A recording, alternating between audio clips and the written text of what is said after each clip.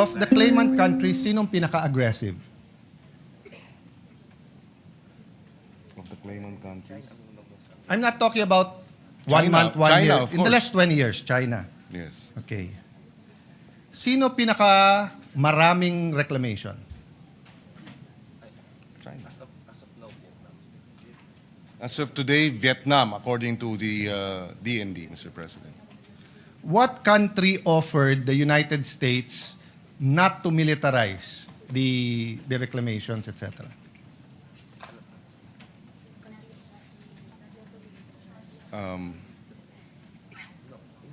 Actually, Philippines was the first, but President Ramos was the first to say not to militarize that. Ramos. Yeah, before. Yes, according to our resource person, it was President Ramos who first Okay. requested not to militarize the area, Mr. Okay. President. Not bad yung taga-DND, sir. You got 1 out of 4 questions correct. Not bad. The first to reclaim was Vietnam. The most aggressive to reclaim and most islands is Vietnam. Yes, that's correct. The most aggressive is Vietnam. The country to first propose to President Obama not to militarize na hindi tinanggap ng American government is China. President Xi was still vice president there. It's recorded in many, many books. I recommend you read yung kay Mahubani, a great diplomat, a great professor of the Lee Kuan Yew School of Government. No? Instead of saying yes, they continued to send their Navy ships because of the freedom of navigation. And China reacted the same way that US reacted to missiles on Cuba. No? So the next question, Mr. President, inside our EEZ, sino ang pinakamaraming reclamation? Right now, it is, as I'm made to understand, it is Vietnam. Okay. Sinong pangalawa? Again, according to our DND resource person, China is the second. Okay. Mali po, it's Malaysia. So, tama ako, Malaysia.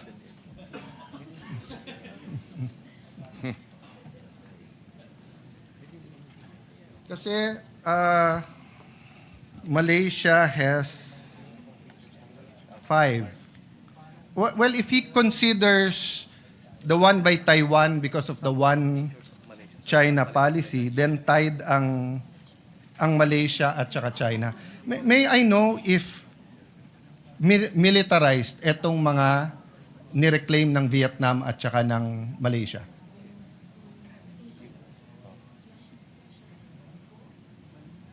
Depends naman kung naglalagay ng military outposts yan. Yung sa Vietnam, they have their own military. Yes, according to our resource persons in Vietnam, there are military personnel and officers. And So officials. military personnel lang naman, but hindi militarized. Well, yes, not in the context or not. In the context of the Chinese, Yes, not in the relative to. Okay. Ang Malaysia po. sa Malaysia, sir, may military and then they also a civilianized island. Similar. They have the military, but they also have civilianized islands, Mr. President.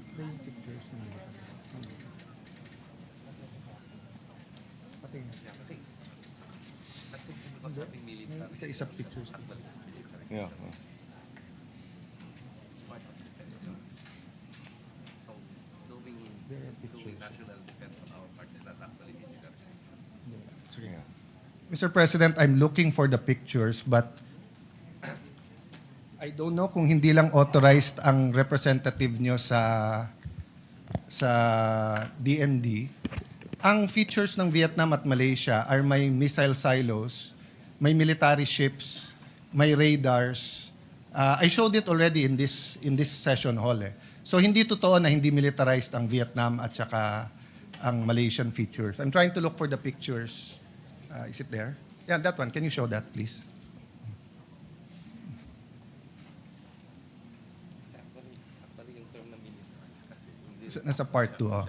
Mr. President, during the time of President Duterte, while they're readying the pictures, parating inuulit-ulit ni Justice Carpio pag hindi ka nag-protest, malulusaw, I don't know his exact term, pero maapektuhan daw claim natin. Did you hear that noise during that time? I may have picked it up, Mr. President. Yes. I don't know. I'm not sure exactly when he Yes, said that. he- But he- there were a number of Yeah, times. he yes. together with many advocates kept on saying, whether I was foreign minister doon o hindi, na pagka hindi ka nag-protest, parang sa atin sa domestic law, di ba, na parang pag 30 years, yung lupa, walang titulo, uninterrupted, walang nagclaim, nagkakaroon ng laches o na-estopel ka. Is there a personnel from DFA here? Yes. Yes. Maybe we'd like He to get... probably used to work for you. Yeah. So let me ask that question. Is the principle of estoppel or of laches applicable to what we are contesting or what we are fighting for in the South China Sea? So tama ba si Justice Carpio na pag hindi tayo nag-protest, mawawala yan?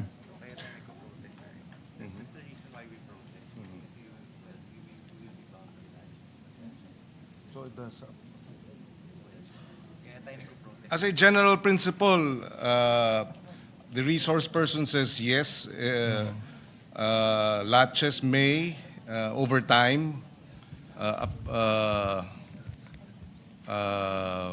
affect our claim, Mr. Yeah. President. Maybe we have to correct that, Mr. President. Napakadelikado ng statement na yon. Alam niyo bakit?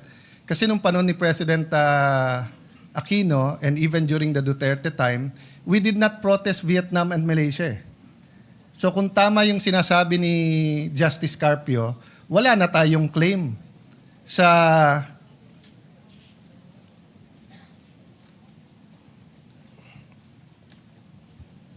Well, sa 38 features ng China so, na clinic-claim nila, ang nasa loob ng EEZ natin 4, sa 24 na clinic-claim ng Vietnam, nasa EEZ natin 11, tapos yung Malaysia may 5, Taiwan, yung Ito Island, nasa loob, hindi natin pre-notice yun, Mr. President. So, let's dispel that malicious political statement because it is not a legal proposition. Wala sa UNCLOS ang laches at saka estoppel. Wala po doon. Hindi, ibang-iba yung law of the sea sa law of land. Sa land, pag walang titulo, tapos si SecGen, lalo kung yung titulo, yung lupa na yun ay nasa Batangas, and meron siyang constituent na nandun 30 years, may tax deck siya, walang nagclaim, uninterrupted, pwedeng tituluhan, pag biglang ako, kapitbahay niya, 1 year later sabihin, akin yan, hindi na pwede. May estoppel na eh, may latches na eh. Hindi totoo yun sa law of the seas. Kahit 1,000 taon, kahit bumangon yung mga mummies at dun sa mga pyramid sa Egypt, atin pa rin yun. No, Mr. President? I mean, we don't have to debate it today, courtesy if the DFA wants to answer that. But if that is their answer, and that wasn't their answer to me when I was secretary, because I asked everyone in DFA, I asked them, kung tama si Justice Carpio at hindi nag-protest during the time of President Aquino, we will file the protest now. Sabi, sir, hindi kailangan. At saka, sir, pag nag-protest ka sa Vietnam at Malaysia, tayo magkakampi ngayon kasi mas malaki ang China. Tayo sa ASEAN ang nag-uusap-usap. So, hindi naman pwedeng iba yung rule sa China, iba yung rule sa Malaysia at Vietnam. In terms of legal, Mr. President. In terms of legal, that's correct. In approach, In terms of realities, yes, we do have in to certain realities, like for example, the water cannons, di ba? Yes. Yes. Yes. So, Mr. President, eto example, Hison Reef. My eyes isn't as good as it used to be, but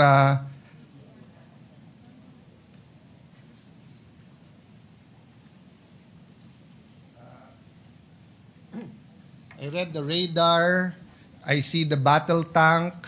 Go to the next slides para lang makita. O eto, Bailang K. So makikita nyo po dyan, meron pong bunker, meron pong gun shelter, meron pong open Ayan. May battle tank, may lighthouse, may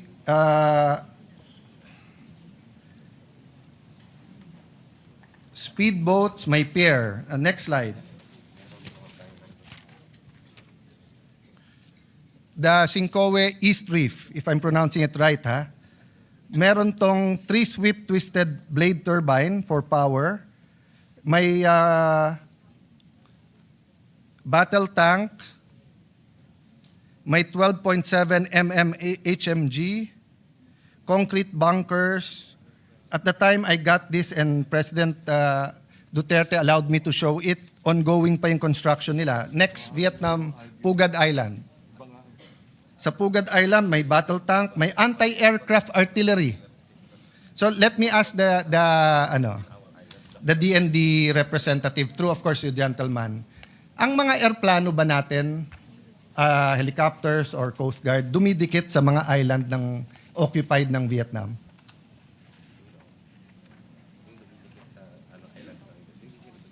Hindi, tayo dumidikit. Hindi daw tayo dumidikit. Yes. Mr. President. And that is why walang water cannon. That is why hindi natin napapanood sa balita yung "you are in Vietnamese territory, move out." Because iniiwasan natin yung sa Malaysia at Vietnam. That's not the only reason, Mr. President. Kasi nga, hindi iniwasan ng China ang Sierra Madre. Sila mali doon, tama tayo doon. I don't contest that. This is my point, Mr. President. We're not being totally truthful to the Filipino people of what's happening sa West Philippine Sea, South China Sea. And as we strengthen to face China, Malaysia and Vietnam are also strengthening. I don't know if the resource person from DND has the information how many submarines does Vietnam have. In the area? There are a number Yes. of... And how many does Malaysia have? also, there I'm are... sorry, sir. I know you don't have it offhand, but enough to say na marami. How many Philippines has? Except, hindi kasama yung kay Chabit na submarine na ginagamit niya sa Ilocos, ha? How many submarines does the Philippines have? According to the DND, we have no submarines, Okay. Mr. President. So in long story short, we don't really have a strategy except the transparency strategy against China, but more so, we don't have that concrete strategy against Vietnam and Malaysia. Although we're friendly, Vietnam and Malaysia, as seen in all of this, have a strategy against the Philippines. In this last one, tignan mo po yung Quay. Tignan nyo po yung landingan nila, no? Dun sa Pugad Island, Let's go very fast with your permission just to show you yung Malaysian. Let's go to the Malaysian. Ayan. So yan ang example po, oh. May runways na rin sila. Next slide. Swallow Reef. Next slide. 5 yan eh. So anyway, sige, let's stop there. But the point I want to make, Mr. President, is kailangan natin magkaisa sa issue na to. Atin to. And some want to make it a political issue. Sila pro-China, kami anti. Hindi po. Pare-pareho tayong pro-Philippines. Pero may mga detalye na kailangan pag-usapan natin ng husto. So I'll go straight to the resolution unless you wanna Yes, please. just react. Yeah. To the resolution, Mr. President, is it correct that ang pinagmulan nito ay yung presentation ni Commodore Tariela na may depiction in caricature or whatever the right name is of President Xi sa presentation niya? Ito ba yung pinagmulan nito? Hindi naman, di ba? Even before that. I think that may be one of the issues raised, but I don't think it began with that, Mr. President. No, Mr. President, because bago po yung yung Chinese ambassador eh.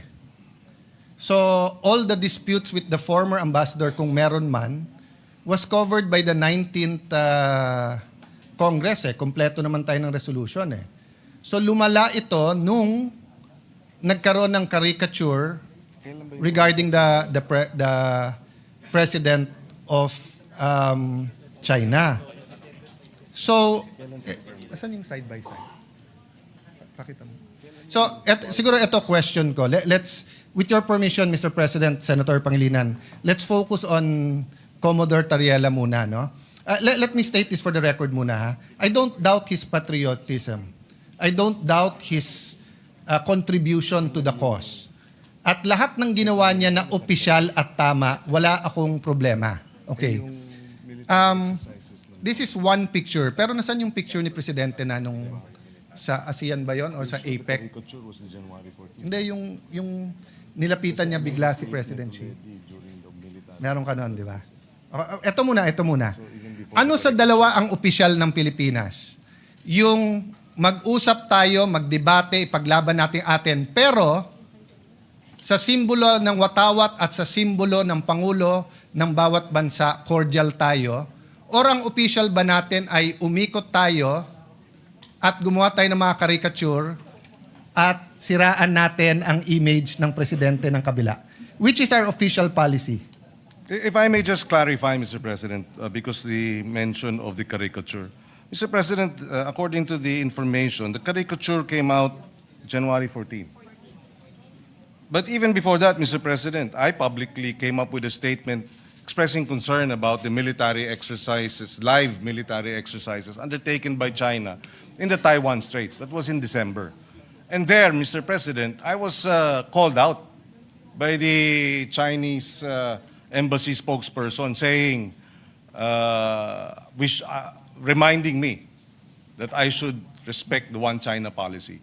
And so the issue of Tariela cannot be isolated, Mr. President. Okay. So, And therefore, if I answer this, it is simplifying, Mr. President, the whole resolution into Tariela's statements. No, it's not, Mr. President. Mr. President, I'll go to the One China policy later on and why you were called out. Because if you remember, the president himself was called out. Exactly, But not Mr. by President. no, because that's their duty. Well, and it is our duty to respond. Yes. Mr. President. Yes. Yes, it's your duty to respond, Mr. President. But To uphold the rights, to uphold our independence, to uphold our freedom of speech, Mr. President. yes, Mr. President, but one of the red lines of China in their diplomatic relations with any country, including the United States, is the One China policy. That's why when the Speaker of the House of U.S. went to Taiwan, they were called out. And there was no issue. Mr. And President, and they called, Mr. President, let me finish. Yes. They called, and there was a debate. When President Bongbong said we have to prepare, President BBM, nag-statement. So, wala namang issue eh. Eto stand natin, eto stand nila. Except that, What's Mr. the President, issue there? my experience with Chinese statements, Mr. President, is that they tend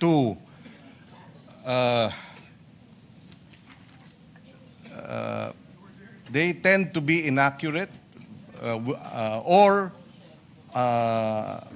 they tend to make wrong, false accusations. Mr. President, I was chairperson of the Council of Asian Liberals and Democrats. Our organization was blacklisted by China. And the accusation was that the Council of Asian Liberals and Democrats, of which I was chairperson, was supporting Taiwanese independence, which was a lie, Mr. President. So I've had experience with Chinese public statements that are false because it serves their interests to promote their One China policy. We respect their One China policy. When I expressed concern about the live military exercise, I did not speak about Taiwan's independence, or I did not speak about, at least from my point of view, it had nothing to do with the One China policy. We were just expressing concern that the live military exercises are creating tension and escalating tension in our region. There was no mention of One China policy, and then they come in and then remind me No, Mr. President, So I that is a standard reminder because they consider Taiwan and the waters in between to be part of China. So, put it another way, Mr. President. Sa kainitan ng secession movement ng Mindanao, kung may statement ang isang opisyal ng China dahil nagpadala tayo ng military sa Marawi, hindi ba ang diplomats natin sa Beijing sasabihin din sa kanila, huwag kayong makialam. Kasi one Philippines to eh. Ang Mindanao ay hindi independent. Mr. President, I beg to disagree with the comparison. I think, again, ano yan, Atis at Santol, Mr. President. Iba yung sitwasyon dun sa Mindanao, iba naman ang sitwasyon dito sa Taiwan Straits, Mr. President. Mr. President, that's a very, For example, we have about 200,000 overseas Filipinos in Taiwan. And so these live military exercises are a concern because an accident could lead towards, a shooting war, which we would, for the sake of our Filipinos overseas, we would like to ensure that nothing like that happens. No, I agree with you, Mr. President. And I agree with your statement, and I agree na sana hindi invade yung Taiwan. What I'm saying is it's the duty of their diplomats na sumagot. So if there were 200,000 Chinese in Mindanao, and we had live exercises, i-invade yung Marawi, yung ating diplomat ay aangal pa rin sa Beijing because it's their duty. Diba? But to move on from that, Mr. President, okay, going back to Commodore Tariela, sa resolution nyo po kasi nakalagay dito in their performance of the official duties. So, tinanong ng ambassador ng China sa DFA, official ba yan? Which is tama and normal. So, if in Beijing, yung isang general doon ay maglabas ng caricature ni BBM, ipare-recall natin yung ambassador natin doon pag hindi siya nagtanong, nag-protest na bakit, at pag hindi sinabing official ba yon. Kasi yung Pangulo natin takes effort and time for good relations despite the dispute. Tapos yung general, naka-uniforme pa siya, on official time, will show this caricature. So my point, Mr. President, is naghahalo-halo kasi itong resolution na to kung ano tama at mali. Let's assume, I will not grant because hindi ko alam yung statements niyo, Mr. President. I have to admit that. Okay? Pero naghahalo din yung statements si Tariela. We cannot pass this resolution saying that Commodore Tariela is correct because he's wrong. If he just simply stated, I love the Philippines, I will fight for our territory, I'll fight for our sovereignty rights, I will do my duty, but sorry, dahil uminit ulo ko, nilabas ko to, pero hindi official yan. Tapos tayo. We beg to disagree, Mr. President, that Mr. Commodore Tariela is mistaken. So- We would not have put this resolution and authored it if we felt See, Mr. so Tariela. that's what I want to elicit. So the authors of this resolution is saying, pwede. So kung ang official ng presidente is to have certain decorum sa presidente ng China, pwede yung isang general hindi sumunod. Ang sa kanya, bastusin natin yung Pangulo Mr. ng isang President, bansa. that is his interpretation? No.